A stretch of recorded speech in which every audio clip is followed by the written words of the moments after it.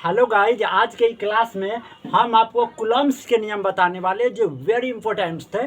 Coulomb एक scientist थे जो फिजिक्स में कूलम्ब्स का लॉ दिए थे। ठीक है, इससे पहले हम आपको इलेक्ट्रिक चार्ज के बारे में पार्ट 1 में बताए हैं। यदि आप नहीं देखे होइएगा तो जाके देखिएगा, क्योंकि इलेक्ट्रिक करंट का पूरी वीडियो आपके पास अवेलेबल रहेगा। आइए जानते हैं, ये VBI क्वेश्चन रहा है आपके एग्जाम में। इसका थ्योरी पूछता है, मतलब इसको डेरिवेशन कैसे करना है। ठीक है, देखिए लॉस ऑफ कूलम्ब्स बोलते हैं इसको।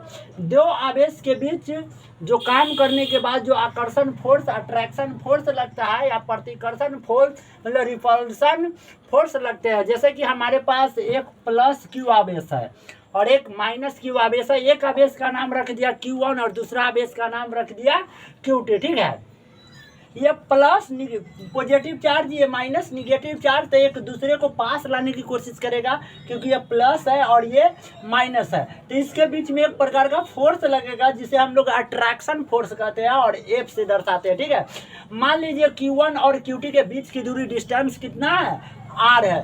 तो कूलम्ब्स लॉ के अनुसार इसके दो रूल्स होते हैं। फर्स्ट नंबर रूल्स कि बल मतलब F का मान आवेशों के परिमाण, तो आवेश के परिमाण कौन कौन है, Q1 और Q2 के गुणनफल, मतलब इसके बीच में Q1 गुने Q2 का सीधा समानुपाती होता है। ये जो है समानुपाती का साइन है, मतलब F समानुपाती है Q1 Q2। कहने का अर्थ ये हो गया कि बल जो होता है वह दोनों आवेश के गुणनफल का सीधा समानुपाती होती है। इसको मान दिए समीकरण 1। अब आते हैं रूल नंबर सेकेंड में।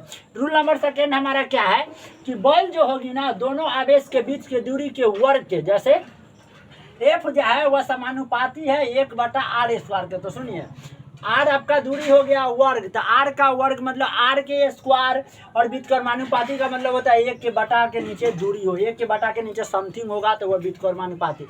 इसको मान दिए समीकरण 2। अब हम लोग समीकरण 1 और समीकरण 2 से चलते हैं। ठीक है, LHS को LHS के बराबर करते हैं और RHS को RHS के साथ बराबर करते हैं। LHS में F है, LHS में F है, 2 F में से 1 F समानुपाती का साइन। ठीक है, ऊपर क्या है Q1 Q2 एकम Q1 Q2 या बटा में कौन है R²।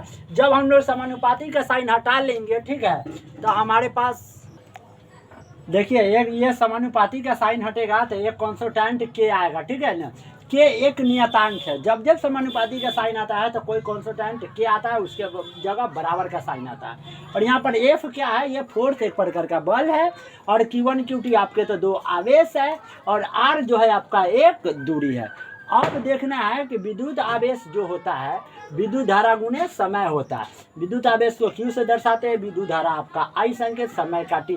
जब SI यूनिट निकालेंगे तो क्या करेंगे, आवेश का SI मात्रक क्या है कूलम्ब है, और विद्युत धारा का SI मात्रक एम्पियर होता है, और समय का आपका सेकेंड होता है। संकेत हो गया C बराबर AS। याद रखिएगा एक इम्पोर्टेंट, एक कूलम्ब आवेश पर मतलब एक C बराबर 6.25 गुने 10⁻18 इलेक्ट्रॉन होते हैं। इसी के साथ ये सारा चीज़ आपको ध्यान रखना पड़ेगा और थोड़ी थोड़ी आपको याद करके रखना पड़ेगा।